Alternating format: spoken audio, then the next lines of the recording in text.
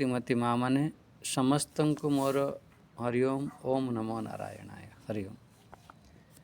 आमे श्रीमद् भगवद गीतार सप्तम अध्याय जहाँ को आमे ज्ञान विज्ञान योग कहउछंती से गोटे प्रसंग एवं चली जे भगवानंकर से जो विभूति बाबदरे भगवान को जगार अच्छी तमें कह भगवान तो सर्वत्र अच्छी कहले हाँ भगवान सर्वत्र अच्छी किंतु किछि विशेष स्थान गणैछंती जो मनुष्य भितर ये संसार रे जहाँ किछि विशेष विशेष अच्छी से विशेष ही भगवान कहउछंती मो छड़ा आओ अन्य ये संसार रे किछि नहीं जहाँ किछि विशेष रूप रे देखुछ जहाँ भी किछि ये कौनसी मनुष्य खाली नुह मनुष्य पशु पक्षी गच लता पहाड़ पर्वत नदी नाल सबुथिरे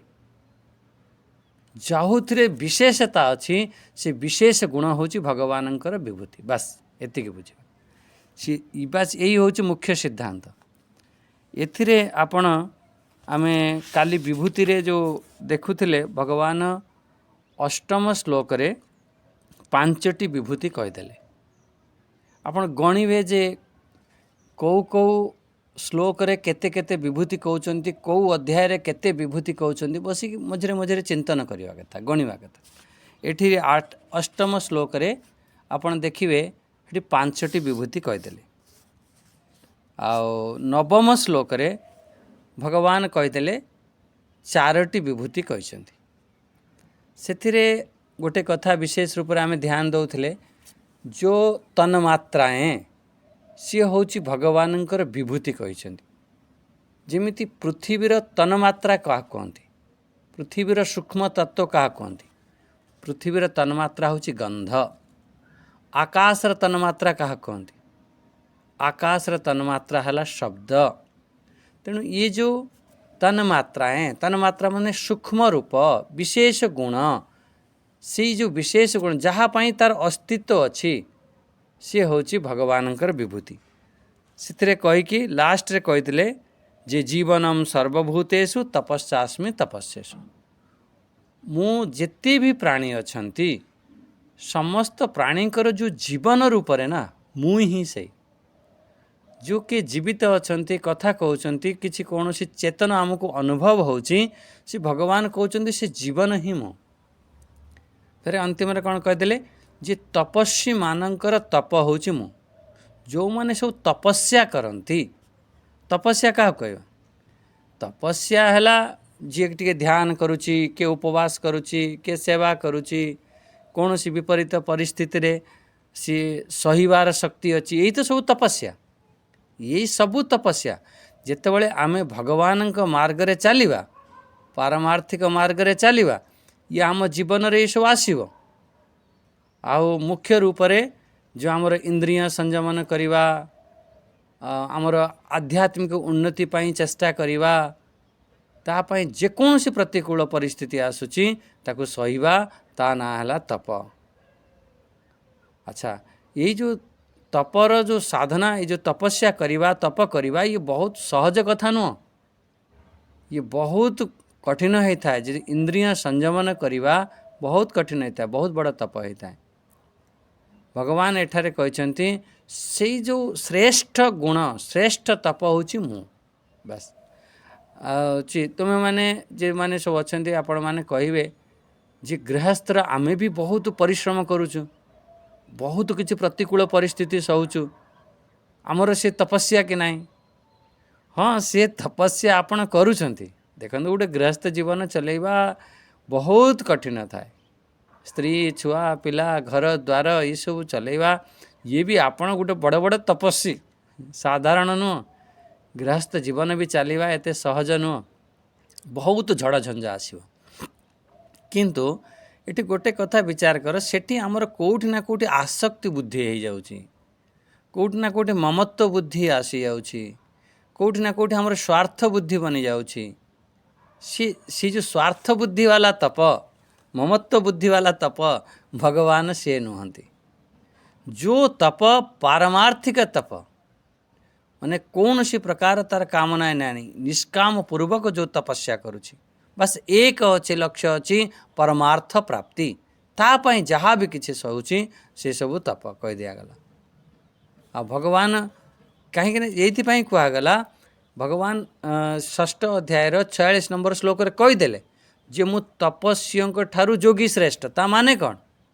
ସେ ଆପଣମାନଙ୍କର ଯେଉଁ ଗୃହସ୍ଥରେ ଯେଉଁ ତପ କରୁଛ ନା ତମେମାନେ, ସେଇମାନଙ୍କ ଠାରୁ ଯୋଗୀ ଶ୍ରେଷ୍ଠ। ସିଏ ଯେଉଁ ତପ କରୁଛ, ତପସ୍ୟା ହେଉଛି, ତାଠାରୁ ଯୋଗୀ ଶ୍ରେଷ୍ଠ। ତା ମାନେ ତା ଭିତରେ କେଉଁଠି ନା କେଉଁଠି ଆସକ୍ତି ଭାବ, ମମତ୍ୱ ଭାବ ଅଛି। ସେଥିପାଇଁ ଭଗବାନ ଏଠି ସ୍ପଷ୍ଟ ଶବ୍ଦରେ କହିଦେଲେ। ଏଠାରେ ଯେଉଁ ତପ କୁହାଗଲା, ନିସ୍ୱାର୍ଥ ଭାବରେ କରୁଥିବା, ନିଷ୍କାମରେ ଯୁକ୍ତ ହେଇକି ଯେଉଁ ତପ କରୁଥିବା, ଏକ ଲକ୍ଷ୍ୟ ପରମାତ୍ମା ପ୍ରାପ୍ତି ପାଇଁ ଆମେ ଲକ୍ଷ୍ୟ ବନେଇକି ଯେଉଁ ତପ କରୁଛନ୍ତି, ସେଇ ହେଉଛନ୍ତି ଭଗବାନ କହୁଛନ୍ତି ମୁଁ। ତପ ବାବଦରେ ଆହୁରି ଯଦି ଜାଣିବାକୁ ଚାହୁଁଛ, ବାସ୍ ସିଧା 7 ନମ୍ବର ଅଧ୍ୟାୟରେ 14 ନମ୍ବର ପାଖରୁ 6ଟି ଶ୍ଲୋକ ଆପଣ ଦେଖନ୍ତୁ, ସେଠି ଖୁବ୍ ତପସ୍ୟା ବାବଦରେ ଭଗବାନ କହିଛନ୍ତି। ଏବେ ଆମେ ଆଜି ଯେଉଁ ଭଗବାନଙ୍କର ବିଭୂତି ଯେଉଁ କୁହାଯାଉଛି, ଆହୁରି ବି ଆମେ ବିଭୂତି ଟିକେ ଆଜି ଶୁଣିନେବା। 10 ନମ୍ବର ଶ୍ଲୋକରେ ଦେଖନ୍ତୁ, ଓମ୍ ଶ୍ରୀ ପରମାତ୍ମନେ ନମଃ। ଅଥ 7ମୋ ଅଧ୍ୟାୟ ଜ୍ଞାନ ବିଜ୍ଞାନ ଯୋଗ। 10 ନମ୍ବର ଶ୍ଲୋକ। ଶ୍ରୀ ଭଗବାନ ଉବାଚ ବୀଜଂ ମାଂ ସର୍ବଭୂତାନାଂ ବିଦ୍ଧି ପାର୍ଥ ସନାତନଂ ବୁଦ୍ଧିର୍ବୁଦ୍ଧିମତାମସ୍ମି ତେଜସ୍ତେଜସ୍विनामहं। बीजं मां सर्वभूतानां विद्धि पार्थ सनातनम। हे पार्थ, ये जो सनातन बीज, से सनातन बीज होची मु। ये भगवान कर विभूति कह दौन। अच्छा, से जो प्राणी मानकर सनातन बीज। तब सेकेंड कथा कौन कहीदेले? कहले बुद्धिर बुद्धि मतामस्मि। जो बुद्धि मानकर जो बुद्धि होची मु। सेकेंड कथा है गला, द्वितीय विभूति। तापर कहदेले तेजस तेजस्विनाम अहम। जो तेजस्वी मानकर तेज होची मु। एमती आपणकर तीनोटी विभूति एठी कहीदेले। आमर भीतर गोटे प्रश्न आसे जे गच्छ आगर कि मंजी आगर, एमती खूब प्रश्न कर दियंती। जदि माने एमती शास्त्र दृष्टि जदि विचार करिवा, जदि आमे गीता दृष्टि जदि आमे विचार करूछंती, ताहले आपण विचार करिवे मंजी आगे। कहबे अरे स्वामी जी मंजी आगे? कहले हाँ टिके देखिवा, विचार करिवा।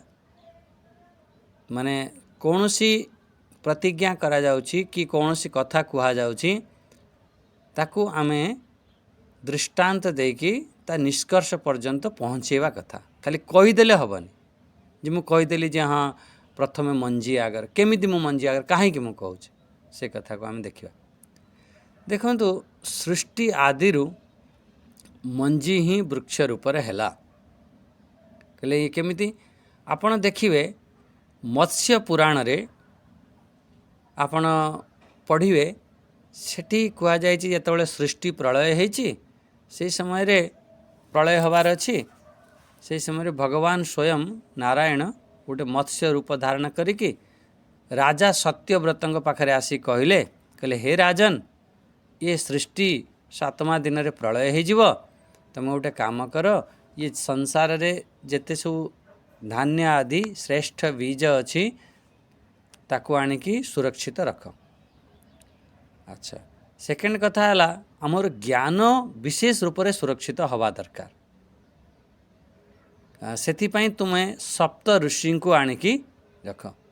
एने सप्त ऋषि पाखरे ज्ञान अच्छी आमती सब कहले। ये पूरा मत्स्य पुराण रे ये विचार अच्छे। से सृष्टि प्रलय है, चारि तरफ जलमग्न है, जमीती भगवान सब कही से बेले सत्यव्रत गोटे ना बनई, भगवान मत्स्य रूप से आसी आसी बासुकी नागरे ना को बांधी देते, से मत्स्य सिंह रे बांधी देते। फिर पूरा ये कथा शुणई सी जो कथा जो प्रसंग चली थाए से मत्स्य पुराण कहगला। तापर जितेबाला सृष्टि आरंभ होती जो बीज संग्रहित थिला से बीज रु ही वृक्ष है।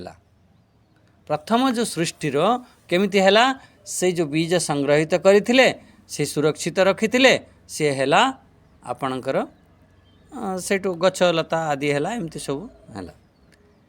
एठी जो कहिबार अभिप्राय कौन हैला सृष्टि आरंभ रे जो मंजी थिला सेइटारु ही वृक्ष हैला।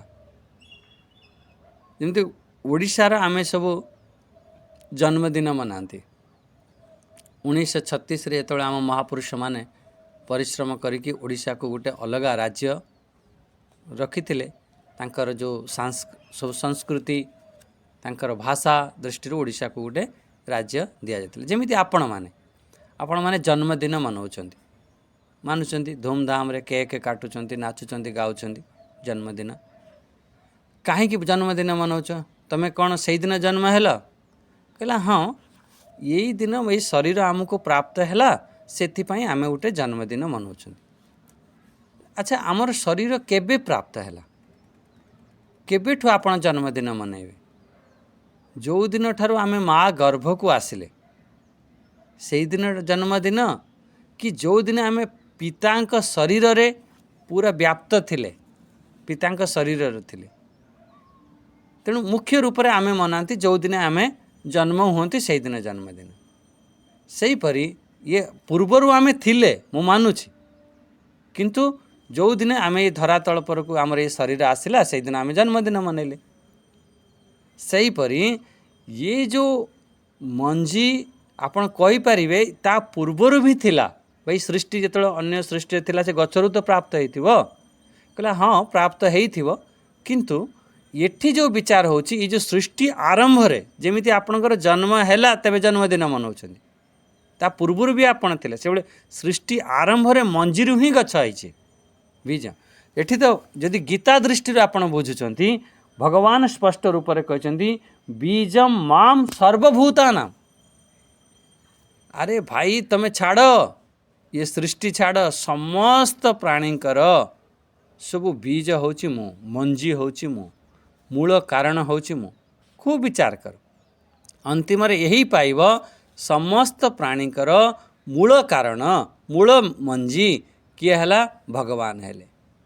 सेथिपाई कहले बीज माम सर्वभूतान समस्तंकर मो मूल कारण माने एठी मुख्य रूप से जदि एतिके बुझिबा मो छड़ा और अन्य किछि नाही। आमको देखा जाउछि गछरु मंजी हैला फिर गछ हो गला आउ से मंजीटी नष्ट हो गला तबे तो मंजी नष्ट हेले गछ हबो मंजी नष्ट हो गला किंतु एठी किंतु भगवान कहउचंती तमे ये जो सब देखुच मंजीरु गछ हैला फेर मंजी नष्ट हो गला फेर तादरु फेर गछ हैला फेर मंजी हैला एमती चलुची किंतु सबुर मूल कारण मूल मंजी होची मु मूल कारण हैला मु बस यही होची कहबार कथा। तेणु एतिके आमे बुझिले सनातन बीज जो कि तार आदि नाही अंत नाही ताकू आमे सनातन बीज ताकू ये कहि परिबनी केबेठु आरंभ हैला कोउठ ता पूर्वरु कौन थिला कहले ना ना सब किछि से भगवतमय से भगवानंकर ही स्वरूप तांकरी ठारू ही उत्पत्ति एतिके बुझन बीजम माम सर्वभूतानां विद्धि पार्थ सनातन विद्धि माने जान एमिति। अच्छा बुद्धिर बुद्धि मताम अस्मि भगवान एठी कौन कहले बुद्धि मानंकर मु होची बुद्धि।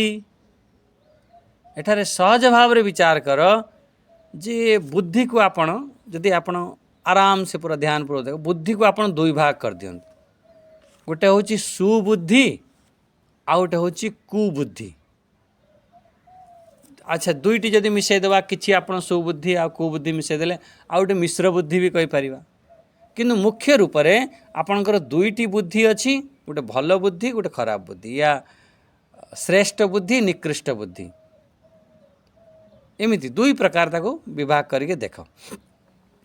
एमिति आमर दुई प्रकार बुद्धि जो सामाजिक जो बड़ बड़ दार्शनिक हेले एक सब अनेक प्रकार एक 8 प्रकार 9 प्रकार बुद्धि सब विभाग करछन अनेक अनेक सब आमर गोटे जो भाषागत बुद्धि थाए ना भाषाई बुद्धि ताकू गोटे बुद्धि बनईदेले जनक भितर गोटे तार्किक अच्छी बहुत बढ़िया तर्क करिपारुछि से तार्किक बुद्धि तो गणितज्ञ माने जो माने आउ जनकर एमिति स्थानिक बुद्धि जैसे इंजीनियर जो कर ना सेमानंकर बुद्धि एमिति प्राकृतिक बुद्धि भी अच्छी। प्राकृतिक बुद्धि माने ये जो जीव विज्ञान ये जगत उपरे जो विचार करुछन्ति प्राकृतिक बुद्धि बहुत अच्छन्ति। आमर अस्तित्वगत बुद्धि जीवन मृत्यु कौन अच्छी या उपरे जो विचार करा जाउछि एही प्रकार एमाने सब विभाग करिकि 9 प्रकार बुद्धि को सब विभाग करछन्ति एमिति।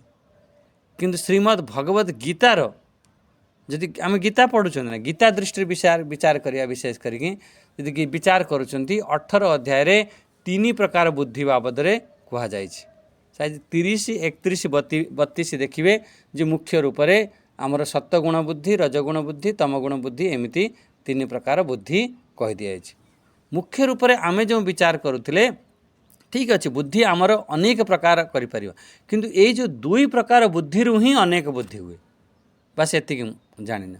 अच्छा आपणकर देखंतु ये सृष्टि रे केते प्रकार रंग अच्छी रंग केते प्रकार आमे जो पढ़ुथिले ना जे 7 प्रकार रंग अच्छी बाघ निश हलाना ये 7 प्रकार बाघ निश हलाना बारे कौन हम बैगणी घरे घन नील बाघ नीरे नील सरे सबुजिया एमती हरे हलदिया बाघ निश ह लारे लाल नारे नारंगी एमती। आ इंग्लिश रे आमे जो विचार करते ना भिवग्योर करके एमती भिवग्योर VIVGYOR एमती करके तो सो शॉर्ट रे एमती करन। मुख्य रूप से आमर जो प्रिज्म रे जो देखती आमर जो धनुष रे जो इंद्रधनुष रे आमे 7टी रंग किंतु आज आपण विचार करके देखंतु केतटी रंग बनुची से रंगरू मिसई मिसई मिसई मिसई हजार हजार लक्ष लक्ष रंग बनै दौरान मुख्य रूप से जमी 7 से परी मुख्य रूप से आपण विचार करंतु बुद्धि 2 प्रकार गोटे हूँ सुबुद्धि भगवान एठी कहउछन्ति जे सुबुद्धि होची मु जो सात्विक बुद्धि जाको कहगला जो बुद्धि रे आमरे सात्विक बुद्धि आमे क्या कहवा 18 अध्याय जदि आपण टिके विचार करछन से सात्विक बुद्धि होची मु जो बुद्धि रे आमर ठीक ठीक आमे विचार करि परिबा प्रवृत्ति कौन निवृत्ति कौन से मार्ग को आमे ठीक भाव रे विचार करि परिला केतबेले आमर कर्तव्य कौन अकर्तव्य कौन भय कौन अभय कौन बंधन कौन मोक्ष कौन ताकू ठीक भाव रे यथार्थ भाव रे ताकू जो अलगा करि पारंती सेही होची प्रकृत रे सात्विक बुद्धि एमती थिला ना प्रवृत्तिम च निवृत्तिम च कार्य कार्य भयाभये बंधम मोक्षम चया वेत्ति बुद्धि सा पार्थ सात्विकी एमिति सात्विक बुद्धि कहगला से जो सात्विक बुद्धि होची मु राजसी बुद्धि रे कौन राजसी बुद्धि रे एको ठीक ठीक भाव रे से अलगा करि परिबन ठीक ठीक भाव रे जानि परिबन। अच्छा तामसी बुद्धि कौन तामसी बुद्धि जोटा को प्रवृत्ति मार्ग को तो निवृत्ति भावी नहीं थी उल्टा भावी नहीं थी ईसु तामसी बुद्धि एमती कहगला।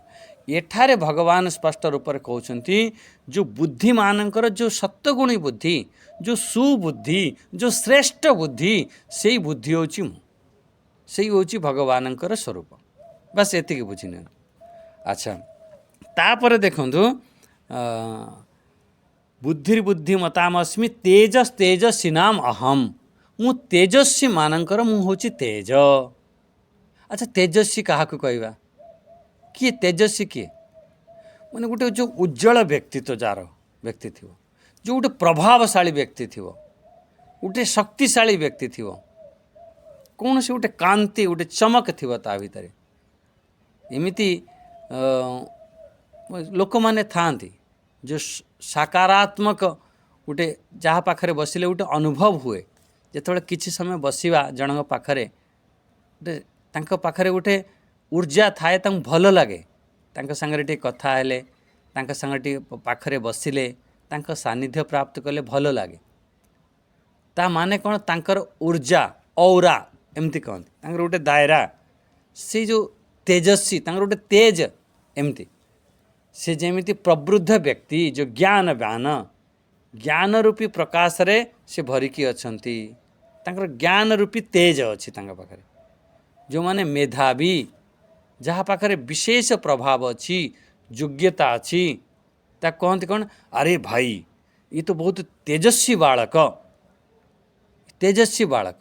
तेजस्वी माने जो brilliant child a brilliant child बहुत बढ़िया तेजस्वी बालक ता माने कौन तेज माने ये नुह जे ता भितर गोटे लाइट बाहर तेज माने तार गोटे और तार गोटे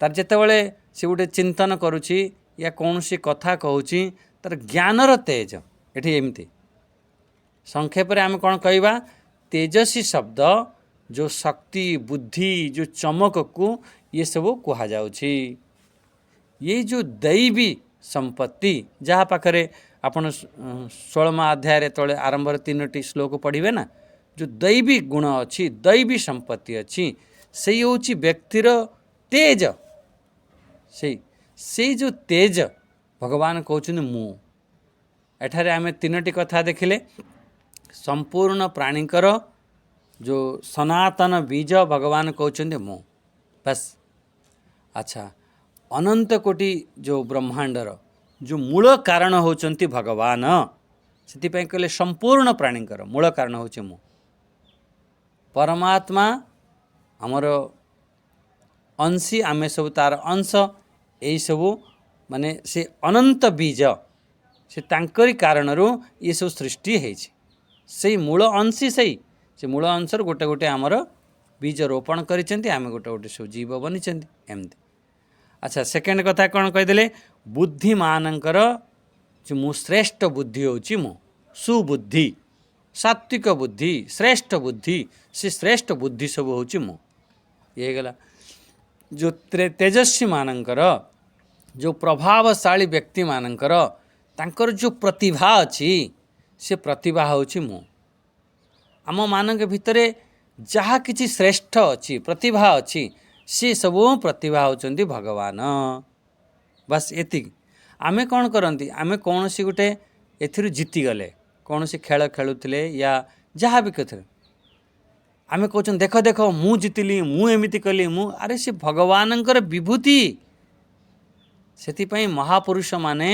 तांकर जो श्रेष्ठ गुण अच्छी सी सब भगवानंकर विभूति सेति महापुरुष को आमे भगवान तुल्य आमे मानती कहीं तार विभूति थाए ना भगवानकर विभूति एवं सब जापर तेणु ये आपणकर 10 नंबर श्लोक हो गला अच्छा 11 नंबर श्लोक देखो 11 नंबर श्लोक रे कौन कहते बलम बलवताम चाहम कामराग विवर्जितम धर्म विरुद्ध भूतेषु कामो अस्मि भरतर्षभ ये कहते बलम बलवताम चाहम काम राग विवर्जितम एठारे आपण देखिए 2टी विभूति कही से जो बलवानंकर जो बल होची मु अच्छा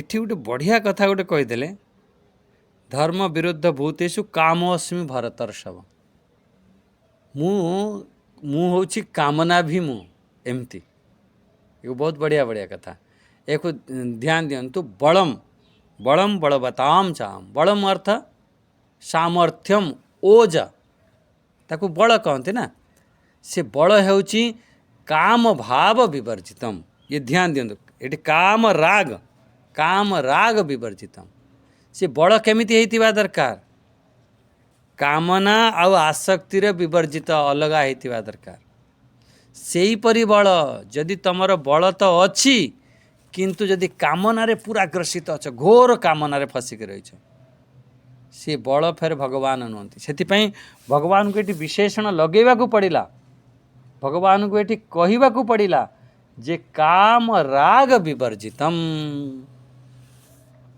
आमर एठी कौन बुझले आमे जे अप्राप्त कामना क्या कहवा हाँ कामना अप्राप्त वस्तुर तृष्णा ता ना है कामना।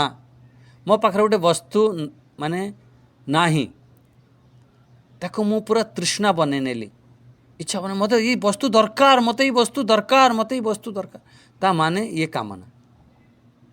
ये नुह जे कामना मो पाखे भोक लगुच मु कहली भाई मते भिक्षाम देही मते भोजन दियंतु सी हूँ आवश्यक।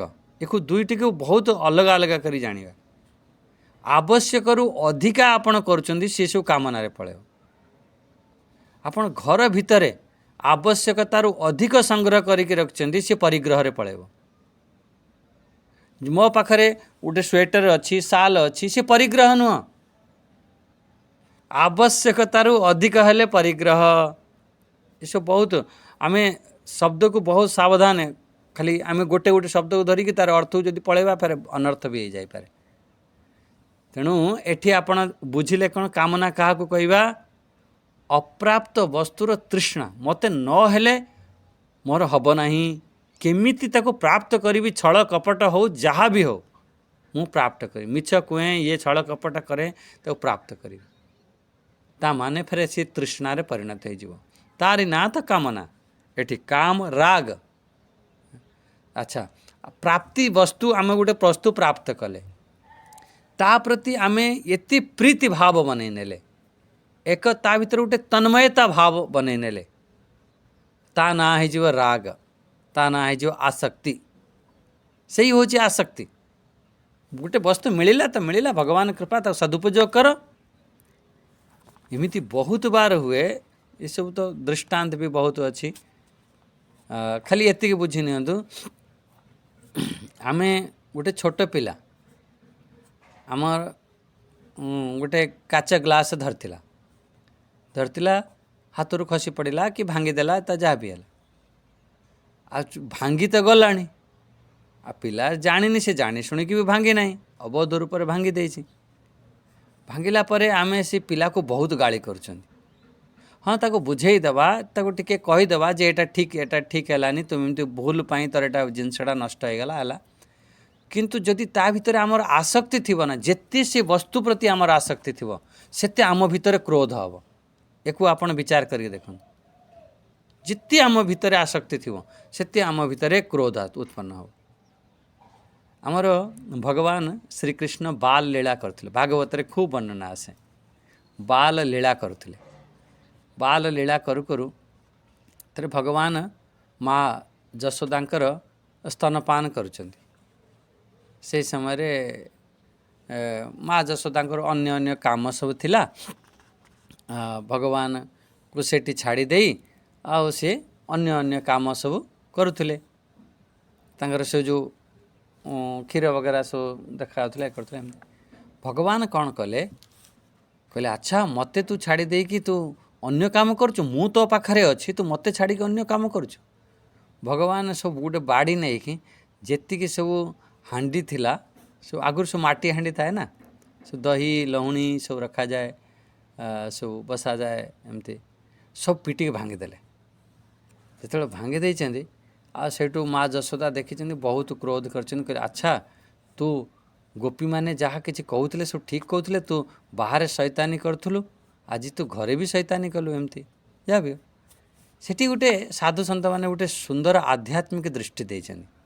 आध्यात्मिक दृष्टि कौन भगवान सेठी सब छोट छोट मोटका हांडी सब भांगिले कहीं एमती तर भांगिले जो मुख्य है से जो बहुत से जो आगु हांडी सब थाए ना तांको सासू सी माने माटी हांडी एते पुराना पुराना हांडी थाए सी ता प्रति सब आसक्त हो जाई थांती कहते भाई सही हांडी जदि तुम चलैब आम कुम्हार माने तांकर केमिति चलिबो ता माने तुम सही हांडी प्रति तुम आसक्ति हो जाइछ पुराना जिनस बहुत दिन हो गलानी पुराना जिनस प्रति आसक्ति हो आसक्ति को हटाओ तेणु भगवान भांगीदेले एमती आमर साधु सन्त मैंने कहते किंतु मुख्य रूप से एठी आपण विचार करंतु बलम बलवताम चाहम काम राग विवर्जितम से जो बल से कामनार माने अप्राप्त वस्तुर तृष्णा न हवा दरकार आ जो वस्तु प्राप्त हो जाइए ता प्रति आमर आसक्ति हवा ना ये दुईटी रहित ही जो बल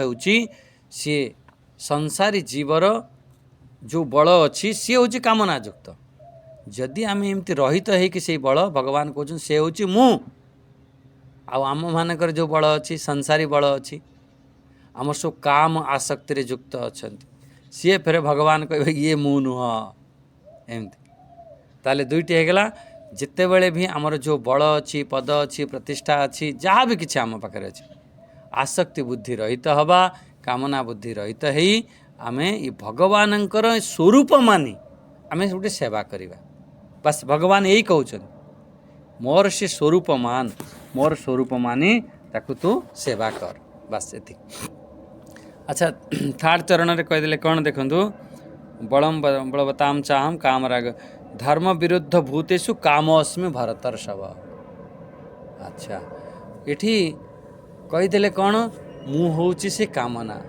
केमितिका माने शास्त्र अनुकूल कामना जो देहधारी मनुष्य अछंती ना से मनुष्य पाई एठी जो पाइबार इच्छा जो कामना अच्छी ऊपर कहीदेले काम राग विवर्जितम ये बहुत ध्यान देवा कथा से गोटे श्लोक रे भगवान केमिति दुई दुईटी कथा कहउछन्ति मु हूँ कामना रहित बल फिर एठी कहउछन्ति कामना ही मु ताने कहीं बुझार अच्छी ना बहुत विचार करार अच्छी कामना हूँ मु कामना माने एठी दुईटी विभूति भगवान कहले बलवानकर जो श्रेष्ठ बल जो आसक्ति रहित कामना रहित ही जो बल अच्छी से हूँ मु आ सेकेंड कौन कथा कौन कहले शास्त्र जो अनुकूल कामना हूँ मु भगवान देखो बलवान जो ना जेते ताकतवर आमर ताकू बलवान कहवा जाकू साहसी पूर्ण वीरता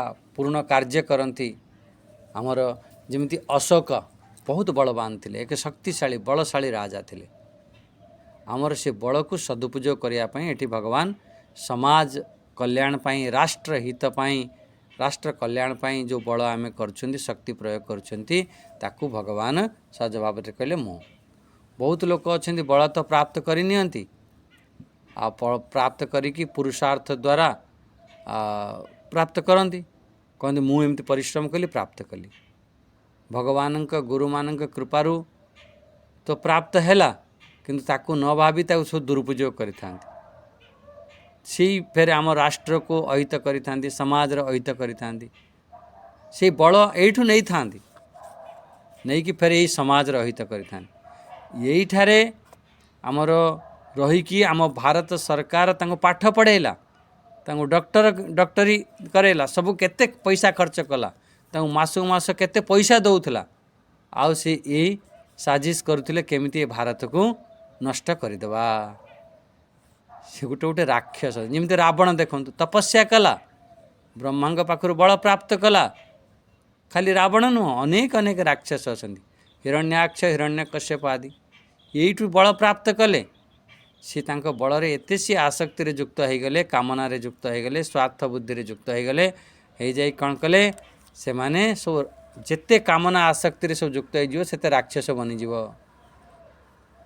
रावण विश्रवा ऋषिंकर पुत्र थिले माने श्रेष्ठ संतान थिले हिरण्याक्ष हिरण्यकश्यप से कश्यप ऋषिंकर पुत्र थिले श्रेष्ठ ब्राह्मण को श्रेष्ठ ज्ञानी का संतान थिले किंतु से बल जो कामना रे युक्त होची आसक्ति रे युक्त होची से राष्ट्र अहित हो गला से माने ही समाजर कलंक हो गले समाज तांको हीन दृष्टि रे देखे सेतिपाई बहुत आमे सावधान रहिबा जो मानकर माने जो बल आम मानकू आम पाखरे अच्छी ताकू आमे सदुपयोग करिबा मनुष्य को फेर साहाय्य करिबा एमती करिबा दरकार अच्छा तने एठी सेकेंड कथा भगवान कौन कहते काम होची मु काम अस्मि आमे बार बार शुणुचंती काम जो कामना बहुत खराब जिनिस सी साधक पाई बहुत बड़ बाधक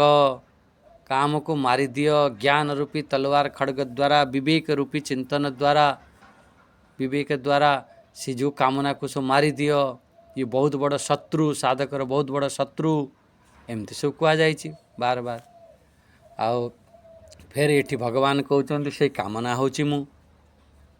ଆପଣମାନେ ଯେ ଯେଉଁ ଗୃହସ୍ଥରେ ଦେଖିବେ କେମିତି ଆମେ କାମନା ଆମର ଦରକାର। ଆମେ ଧର୍ମ ଯେମିତି ଆମ ଶାସ୍ତ୍ରରେ କୁହାଯାଇଛି ସେମିତି ଧର୍ମଯୁକ୍ତ କାମନା କର। ଧର୍ମଯୁକ୍ତ ଆମର କାମନା ହେଲେ ତାହେଲେ ସେ କାମନା ସ୍ୱୟଂ ହିଁ ଭଗବାନ। ଯେତେବେଳେ ଶଙ୍କର ଭଗବାନ କାମଦେବକୁ ଭସ୍ମ କରିଦେଲେ, ତାଙ୍କ ସ୍ତ୍ରୀ ରତି ଥିଲେ। ରତି ଯାଇକି କହିଲେ, ରତି ଦେବୀ କହିଲେ ପ୍ରଭୁ ଆପଣ ମୋ ସ୍ୱାମୀକୁ ନଷ୍ଟ କରିଦେଲେ, ଏ ସଂସାର କେମିତି ଚାଲିବ? ବିନା କାମରେ ଏ ସଂସାର ଚାଲିବ ନାହିଁ। ସେଠୁ ଭଗବାନ ଫେରେ ତାଙ୍କୁ ଆଶୀର୍ବାଦ ଦେଲେ, କହିଲେ ହଁ ଠିକ୍ ଅଛି, ଦ୍ୱାପର ଯୁଗରେ ସ୍ୱୟଂ ଭଗବାନଙ୍କ କୃଷ୍ଣଙ୍କର ପୁତ୍ର ହେଇ ପ୍ରଦ୍ୟୁମ୍ନ ରୂପରେ ସେ ଜନ୍ମ ହେବ, ତାଙ୍କ ସାଙ୍ଗରେ ତୁମେ ବିବାହ କରିବ, ଏମିତି କହିଦେଲେ।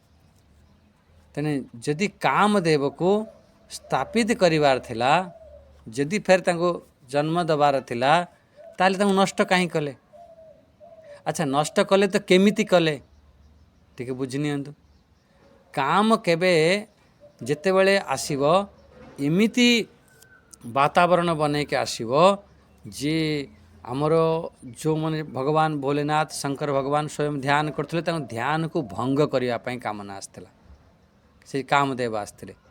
ଯେଉଁ ସାଧୁ ସନ୍ଥ ଯେଉଁ ଥିଲେ, ତାଙ୍କର ବୈରାଗ୍ୟ, ତାଙ୍କର ଯେଉଁ ଜୀବନ ଦିନଚର୍ଯ୍ୟା ଥିଲା ତାକୁ ସବୁ ନଷ୍ଟ କରିବା ପାଇଁ ଥିଲା। ଯେଉଁ ତପସ୍ୱୀମାନଙ୍କର ସେ କାମନା ଏତେ ପ୍ରଭାବିତ କଲା, ସେସବୁ ନଷ୍ଟ କରିବା ପାଇଁ ଥିଲା, ବିଚଳିତ କରିଦେଉଥିଲା। ସେ ପ୍ରକାର କାମନାକୁ ମାରିଦେବା ପାଇଁ କହୁଛନ୍ତି। ଭଗବାନ ବି କହିଛନ୍ତି ଗୀତାରେ ବାରମ୍ବାର କହିବେ ସେ ପ୍ରକାର କାମନାକୁ ମାରିଦିଅ। ଆଚ୍ଛା, କେମିତି ମାରିବା? କେମିତି ଭସ୍ମ କରିଥିଲେ? ତାଙ୍କର ତୃତୀୟ ନେତ୍ରରେ ତାଙ୍କୁ ଭସ୍ମ କରିଥିଲେ। ତୃତୀୟ ନେତ୍ର ଅର୍ଥ କ'ଣ? ଆମର ଏଇ ଯେଉଁ ଦୁଇଟି ନେତ୍ର ତ ଅଛି, ତୃତୀୟ ନେତ୍ର ଆମ ଭିତରେ ଅଛି ବିବେକ ରୂପୀ ନେତ୍ର। ସେଥିରେ ହିଁ ଏ କାମକୁ ନଷ୍ଟ କରିପାରିବା। ଏଇଥିପାଇଁ ଭଗବାନ ପୁରା ତ କହିଲେ ତାକୁ ଭସ୍ମ କରିଦିଅ। ଯେମିତି ଭଗବାନ କୃଷ୍ଣ ବି ଗୀତାରେ ବାରମ୍ବାର କହିବେ ଏ କାମନାକୁ ନଷ୍ଟ କରିଦିଅ। ଶଙ୍କର ଭଗବାନ ବି ସେ କାମନାକୁ ନଷ୍ଟ କଲେ। କିନ୍ତୁ ଆମର ଏ ସଂସାରର ଉତ୍ଥାନ ପାଇଁ, କଲ୍ୟାଣ ପାଇଁ ଶାସ୍ତ୍ର ଅନୁକୂଳ କାମନା ହିଁ ଭଗବାନ କହୁଛନ୍ତି ସେ ହେଉଛି ମୁଁ। ଆମର ଆଗରୁ ବିବାହ କରୁଥିଲେ ବଂଶ ବିସ୍ତାର ପାଇଁ, ସନ୍ତାନ ପ୍ରାପ୍ତି ପାଇଁ, କାମନା ପୂର୍ତ୍ତି ପାଇଁ ନୁହଁ। ଏସବୁ ଥିଲା ସେଇ ଯେଉଁ ଉଦ୍ଦେଶ୍ୟ ଥିଲା ଯେ ମୋ ରାଷ୍ଟ୍ରର କଲ୍ୟାଣ ହେଉ, ସନ୍ତାନ ଉତ୍ପତ୍ତି ପାଇଁ, ସେପରି କାମନା, ଶାସ୍ତ୍ର ଅନୁକୂଳ କାମନା, ସେଇ କାମନା ହେଉଛନ୍ତି ଭଗବାନ ଏଠି ସ୍ପଷ୍ଟ ରୂପରେ କହିଦେଲେ ସେ କାମନା ସବୁ ହେଉଛି ମୁଁ। ତାହେଲେ ଆମେ ଏଠି ଦୁଇଟି ଶ୍ଲୋକ ଆଜିର ବିଚାର କଲେ। ଯେ 10 ନମ୍ବର ଶ୍ଲୋକରେ ଆପଣ 3ଟି କଥା କହିଦେଲେ ଯେ ସମସ୍ତ ପ୍ରାଣୀଙ୍କର ଯେଉଁ ସନାତନ ମୂଳ ବୀଜ ହେଉଛି ମୁଁ, ମୋରି ଠାରୁ ଏ ସୃଷ୍ଟି ଉତ୍ପତ୍ତି ହେଲା। ସେକେଣ୍ଡ କଥା କହିଦେଲେ ଯେଉଁ ବୁଦ୍ଧିମାନଙ୍କର ଯେଉଁ ଶ୍ରେଷ୍ଠ ବୁଦ୍ଧି, ଯେଉଁ ସାତ୍ଵିକ ବୁଦ୍ଧି ସେ ଅଛି, ଯେଉଁ ସୁବୁଦ୍ଧି ଅଛି, ସେ ବୁଦ୍ଧିମାନଙ୍କର ସୁବୁଦ୍ଧି ହେଉଛି ମୁଁ। ଆଚ୍ଛା, ଥାର୍ଡ଼ କଥା କହିଲେ ଯେଉଁ ତେଜସ୍ୱୀମାନଙ୍କର ଯେଉଁ ତେଜ, ତୁମ ପ୍ରତିଭାଶାଳୀ ବ୍ୟକ୍ତିଙ୍କର ଯେଉଁ ପ୍ରତିଭା ଆପଣ ଦେଖୁଛନ୍ତି, ସେ ପ୍ରତିଭା ହେଉଛି ମୁଁ। ଏ 3ଟି କଥା କହିଦେଲେ। ଆଉ 11 ନମ୍ବର ଶ୍ଲୋକରେ କହିଦେଲେ ଏଠି ଯେଉଁ ବଳବାନମାନଙ୍କର ଯେଉଁ କାମ ରାଗ ବିବର୍ଜିତ ଯେଉଁ ବଳ ଅଛି, କାମନା ଆସକ୍ତି ରହିତ ଯେଉଁ ବଳ ଅଛି, ସେ ବଳ ହେଉଛି ମୁଁ। ଆଉ ଫେର କହିଦେଲେ ଯେଉଁ ସଂସାରର ଉତ୍ଥାନ ପାଇଁ ଯେଉଁ କାମନା, ସେ କାମନା ହେଉଛି ମୁଁ। ସେଥିପାଇଁ ମୁଁ ବାରମ୍ବାର ଗୋଟେ ପରିଭାଷା ପଚାରେ ଯେ ନିଷ୍କାମ କାହାକୁ କହନ୍ତି? ନିଷ୍କାମ ଆମେ ତୁରନ୍ତ କହିଦିଅନ୍ତି କ'ଣ ନା, ଯାହା ପାଖରେ କାମନା ନଥାଏ ସେ ନିଷ୍କାମ। ନା, ଏଠି ଯେଉଁ ଭଗବାନ କହୁଛନ୍ତି କାମ ଅସ୍ମି, ନିଷ୍କାମ ହେଉଛି ଏଇ, ମାନେ କାମନା କର ଭଗବତ ପ୍ରୀତି ଅର୍ଥେ, ପରମାର୍ଥ ପ୍ରୀତି ଅର୍ଥେ, ରାଷ୍ଟ୍ରର କଲ୍ୟାଣ ନିମନ୍ତେ ଯେଉଁ କାମନା ହେଉଛି, ସେଇ କାମନା ହେଉଛି ଭଗବାନ କହୁଛନ୍ତି ମୁଁ। ସେଇ କାମନା ହେଉଛି ନିଷ୍କାମ।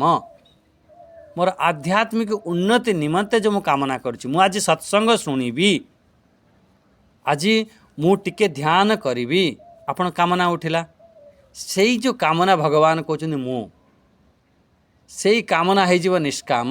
ମୋର କିଛି ଦରକାର ନାହିଁ, ବାସ୍ ଏକ ମୁଁ टिके साधना करी सी आत्मतत्व को अनुभूति करी सी गीतार ज्ञान को मुझे बुझापी चाहिए जहाँ कि चाहब आकांक्षा कर कामना किंतु से कामना निष्काम परिणत हम से कामना भगवान कहते मु हाँ ये आज वाणी को विराम दवा फिर भगवान चाहिए आगे विचार करें। हरि ओम स्वस्ति प्रजाभ्य परिपालयन्ताम न्यायेन मार्गेण मही महिषां गोब्राह्मणेभ्य शुभमस्तु नित्यं लोकाः समस्ता सुखिनो भवन्तु लोकाः समस्ता सुखिनो भवन्तु। ओम शांति शांति शांति। हरि ओम श्री